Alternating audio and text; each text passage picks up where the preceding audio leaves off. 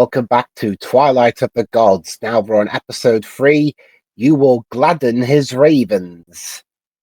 Is the author of that title meaning testicles or something? What do you mean by gladden? Lord, who knows? Did you guys put me in here to watch ravens getting gladdened? Like, what the hell are you guys into? Okay, Dwibs. Given the amount of sex scenes, nudity, and the works we've seen, would you even be surprised if that's the case? Yes, because they're at least between other humans.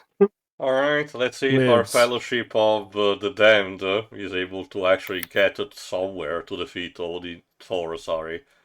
Take us away, Dwibs. Okay, 3, 2, 1, click. Dwibs. So far,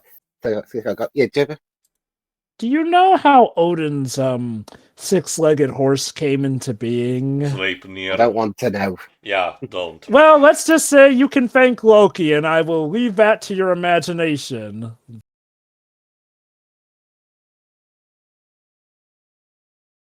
This series so far with its characters, it's like the start of a joke. A half human, half Jotun, a king, a trickster, a witch, a coward, and an armorer walk into a bar.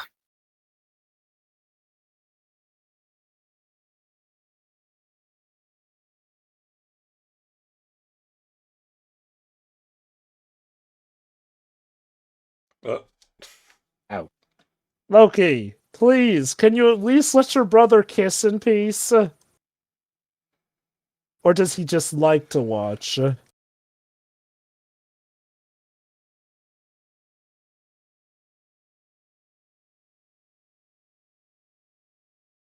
Yeah, that was the expression of, oh my god, what have I done last night?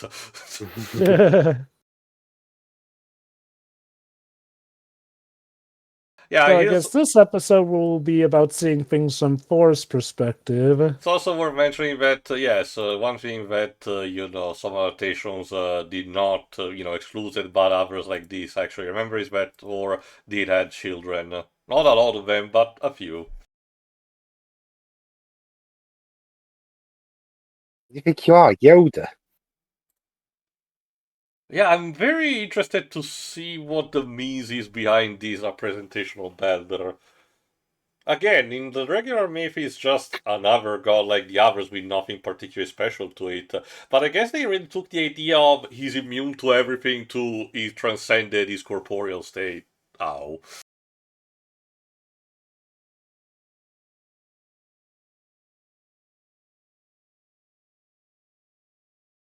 So, when you get down to it, all this is happening because they goofed and forgot to kill everyone at the wedding. And yet somehow Baldur missed that.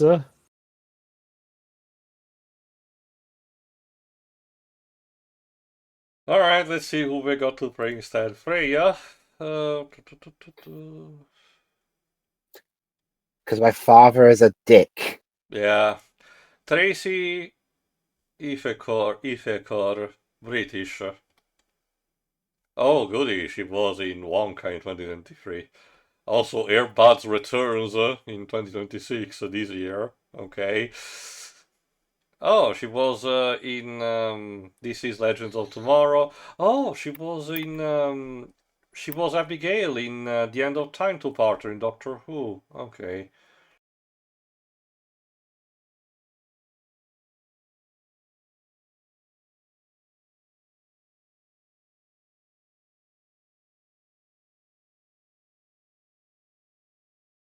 Okay, so long story short, from what I can garner in this iteration, Freya is somebody who would be interested in what Loki's up to, but might not stop him.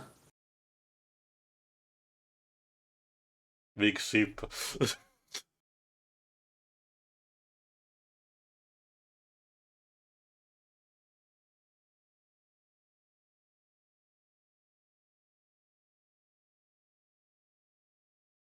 Egil, you don't need to narrate us. Well, no, he's basically the chronicler. He kind of has to, prepare stuff.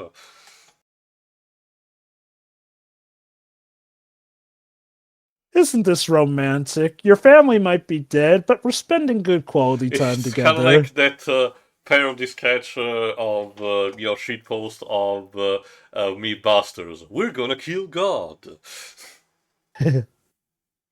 You know what they say, the family that sticks together kills together.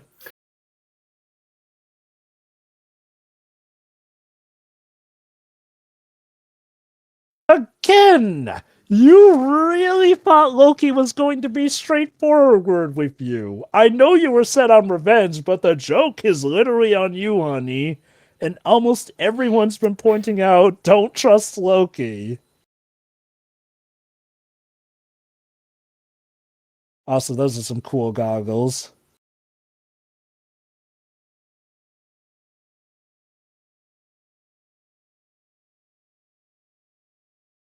Yeah, that checks out. So yeah, you're lying on the corpses of my friends, dicks. Again, in most traditional, dwarf stereotypes, the idea is that they were born by the rock and return to the rock. Mm-hmm. Well done, Dwayne Johnson.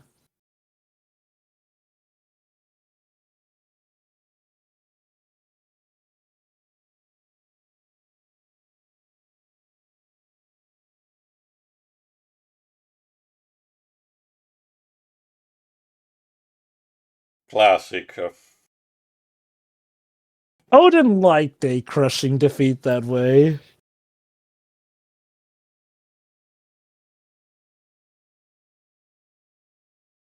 Okay, I think in some iterations, some of the gods get to survive Ragnarok, but I think in every version of Ragnarok, Odin perishes. Yes, that's his ultimate I think comeuppance about destiny.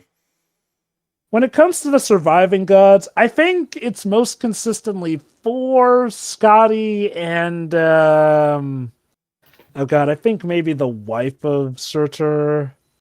Don't quote me on that one though.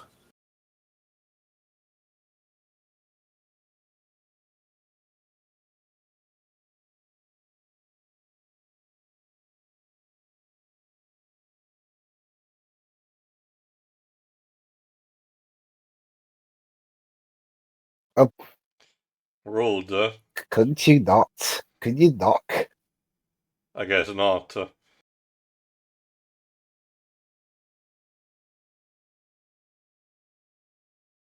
Rude.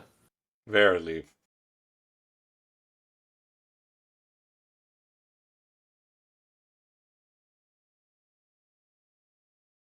Nice day.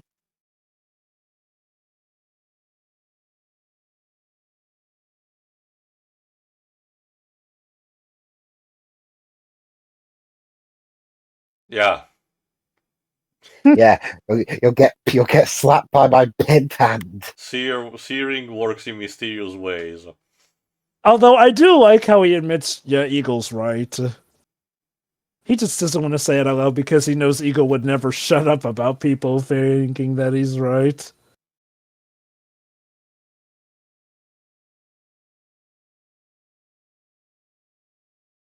Okay, I legit have to wonder if Zack Snyder was like a fan of God of War, because this really feels like God of War, right down to the protagonist trusting someone who should obviously not be trusted, but saying to hell with it, revenge. Well, that is in accordance to a lot of classic mythos. This is nothing really new. Oh, now it's his turn to say, yeah, what are you doing trusting Loki?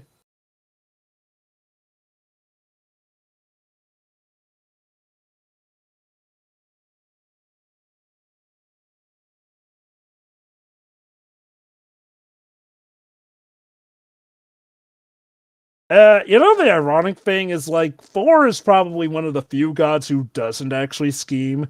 Mind you, that means he does not really think ahead on his actions. That's but just because he's incapable of, thinking long-term plans. He's like YOLO. He's like basically, oh, see a problem? Cool, throw my Just hammer live at the it. moment. Yeah. I think, it just figures that it took Kratos, of all people, to cancel him out. Again, that's also the way Thor was portrayed in Ragnarok. It's just the way the game decides to, portray the Aesir in general. Reminds me, have they decided if we're getting like a third Norse mythology game No, it on the seems newer the belt? devs did mention that Ragnar was the conclusion of the Norse saga, but we know that the story will continue. But so far, for the 30th anniversary, they just announced the prequel, the Blasphemous clone, starring young Kratos and his brother Deimos, and the announcement of a project of remaking 1, 2, and 3, possibly with the same style, and polish that 3 had. We'll have to see what happens. I wonder if maybe they're going to have some characters from the Norse mythology stick around for subsequent Yeah, possible. sequels. It's worth noting that Ragnarok ends in a way where a character has kind of sworn revenge on Kratos and his son, so it's very likely that one will show up again. Alright, time for It's our gonna first be major funny. action scene with these new weapons.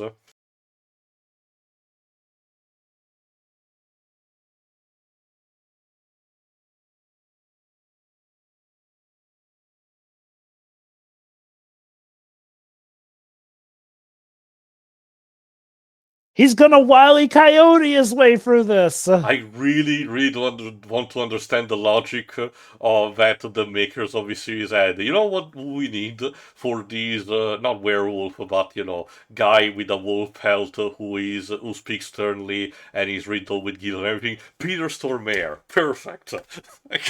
That was certainly a choice. The guy is no stranger to voice weird roles, but this one really is possibly one of the strangest to me, for him specifically.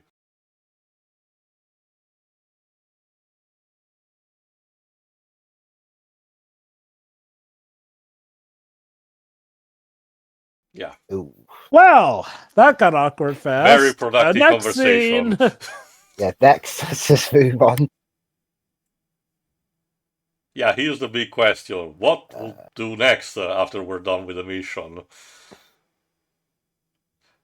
Well, that depends. The idea that, people believed that gods were tied to the elements raised the natural question. If a god, ceases to be, will that corresponding element also cease to be?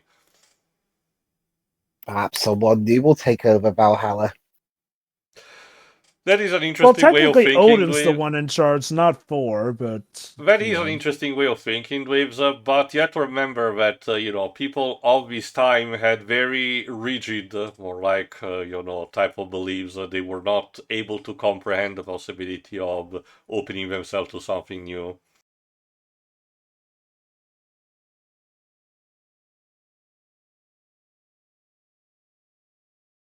Hello. Oh.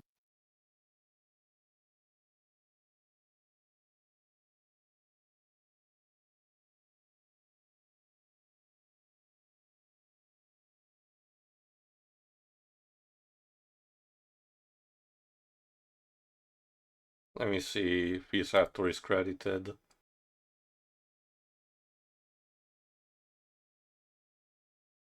Corey Stoll. I think I heard of him. American. Oh, it was in the number 23. That was one of his early roles. So this family managed to survive the slaughter. He's Darren Cross / Yellow Jacket in the Ant-Man movies. He also played Lex Luthor in Justice League Crisis on Infinite Earth Part 3. Interesting. I guess a variant. Wait. Oh. Okay, for a moment I was wondering if maybe he's Lex Luthor from CW-verse, but no. No. Remember, they got if I recall correctly, there was an animated adaptation of Crisis on Infinite Earth at one point. Fun fact, the Lex Luthor they got for the CW-verse is Lex Luthor's nephew from Superman 4, The Quest for Peace. Yeah, apparently he took the role because he really wanted to feel like he wanted to make up for Superman 4. Like, I don't think that was his fault, but you know what? Fair beans. He got to actually be Lex Luthor that time. Yeah, I can see where I beat the rage for. Like, holy shit, did you get some sleep? Poor son. What have we told you For about drinking from the thunderclouds? do you mind? Some of us are trying to sleep.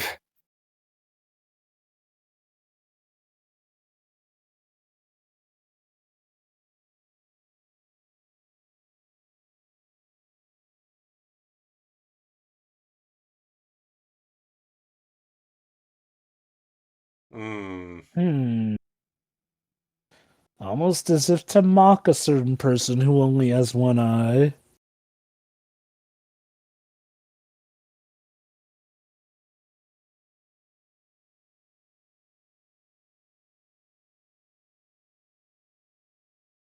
Shit.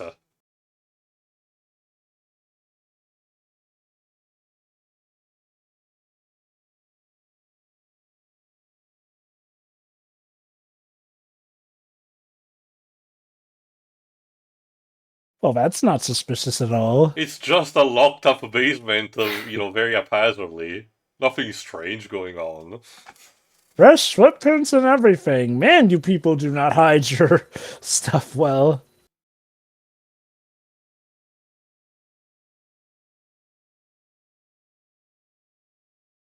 Your what, though? I don't remember if a Viking culture did had slavery. It wouldn't surprise me, but I haven't researched enough on the matter. They were, pillagers, so that should be expecting them to do potentially.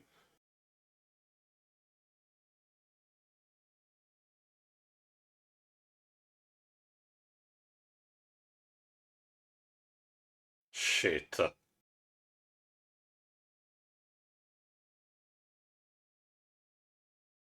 Haven't checked Inges. Yay. Lauren Cohan. Yeah, well, yeah, I had a feeling Hey, these guys look! were evil. Hey, look, there's the title of the episode. That feeling when the residents are evil. Lauren Cohan, British American. She played one supporting character in Catwoman Haunted. Also, she was Martha Wayne in Batman v Superman: Dawn of Justice, so she's like recurring for Zack Snyder. Oh Wow. no, the consequences of our actions.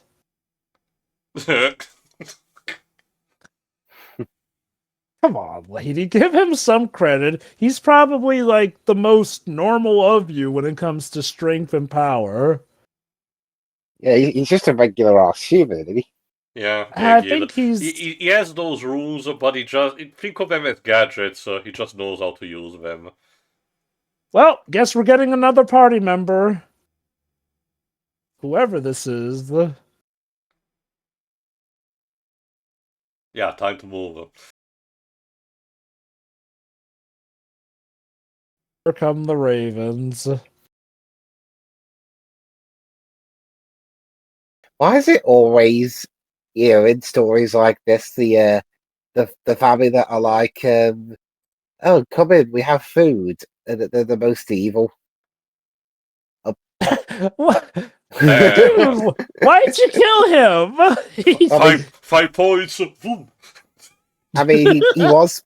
I mean, he is part of the evil or was part of the evil family. Yeah, but that's the thing. They're working with the mooks. Uh-oh. It's like that one mook went, oh, cool. Wait, what? There you go, there's Thor on his chariot, trained by the two goats that I was mentioning, Tangjosner and Tangrisner. Alright. Well, thanks for killing the mooks chasing us, Thor. But what's this? It seems the prisoner has opened us up a portal. To Vanaheim.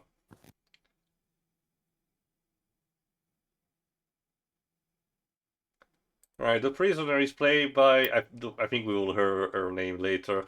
She's played by Tia Sophie Loch Ness. Norwegian. She has mostly done just Norwegian projects. Ow. Oh dear. Ow. Horses don't like wind. Who knew? But Spear Riding Free told me that a horse can withstand even a tornado. Speed Riding Free tells a lot of things, lots of wrong things. All right. Guess we're getting the fight with 4 now. We're only not even halfway through the series yet. Finkobi says round 1.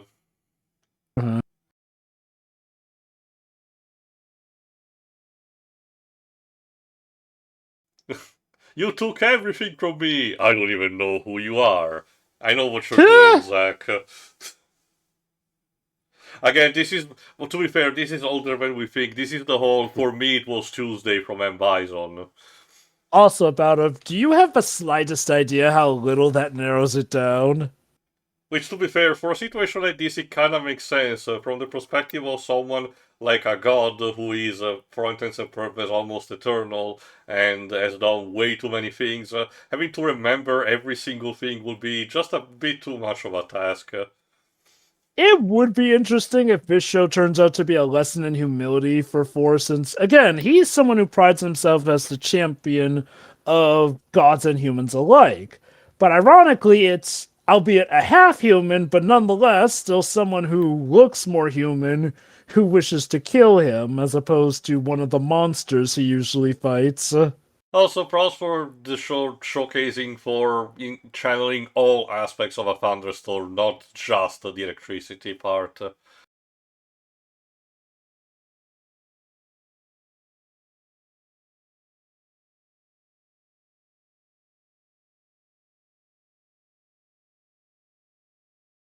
Don't trust him. That's an interesting offer. Hey, look, I'm sorry I killed your family, so how about to make it even, I make it so that you're actually able to have a kid.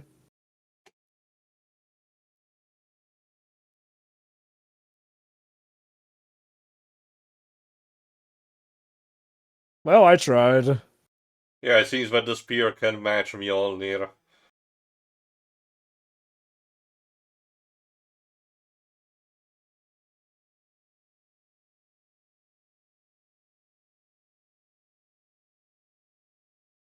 Some flipping god repellent there?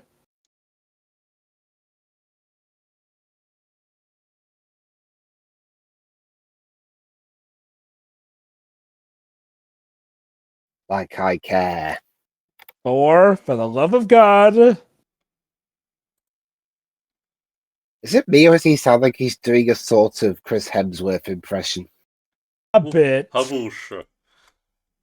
I wouldn't be too surprised. Like, don't underestimate the influence the MCU has had on a lot of stuff, not just superhero Well, we also have wise. to remember that it traces back to the original comics where Jack Kirby specifically had the Thor using a lot of these and woos and vows, specifically, so... Oh. Well, hi to you too, I guess. And I guess we're worthy because we saved you, right? Sure. Whoever you are. It's also worth noting, Dweebs, that it got to the point, well, not got to the point, but in order to convey the point, Thor in the comics, at least for a while, I don't think he's still using that now, but sometimes zigzag, used to have a specific different font for his thought and spoken balloons compared to the other characters, to represent, again, his manner of speaking. So it is a stylistic choice, which I wouldn't be too surprised if it's carried into this. So it seems like we have added yet another character to our party. I'm guessing this one might be an elf if she's an inhabitant of Vanaheim. I guess we shall That's see. just the rules. For the time being, again, this episode was also fine. Again, I'm genuinely optimistic about this series so far. It's fairly solid. The animation is worth. It's across the board. It would be said that it can be said about the lighting effect can be a bit annoying. It didn't cause me a problem, but I can tell Shira would not have a good time for this episode alone, for example, unfortunately. But that's comes with the territory when you have to deal with someone like Thor, I guess. I will say, I think it's good so far. There are some bits that do feel a bit iffy if you're not, familiar with Norse mythology, Like but I I think said, it's for the clearly it's not most newcomer friendly. I will say this though, they do for the most part a good enough job of letting you know who's who eventually and whatnot. So I guess even if you aren't too familiar with Norse mythology, you can consider this a take for sure. And Again again, though, so like far it's maintaining the whole thing about not repeatedly explaining stuff unless it's actually necessary. So again, I appreciate that in a climate where all series instead stood to that. yeah. Like again, and I feel it manages to keep Zack. Okay, it kind of feels like the anti-Rebel Moon to me in the sense where Rebel Moon reminded you constantly it was a Zack Snyder movie in like the worst ways possible and had a dragging pace. This, on the other hand, has all Zack Snyder's tropes, including the egregious sex scenes and whatnot, but at the very least, the pace feels like it works with stuff well enough, and while stuff can get bloody and gruesome, it at least feels something more, shall we say, befitting of a scenario rather than just shock value for the most part, I'd say. Alright, I guess that will leave us to episode 4, as in The Worm. What a title. See you for All that. hail the worm. Friend of the See Worm. ya. See ya.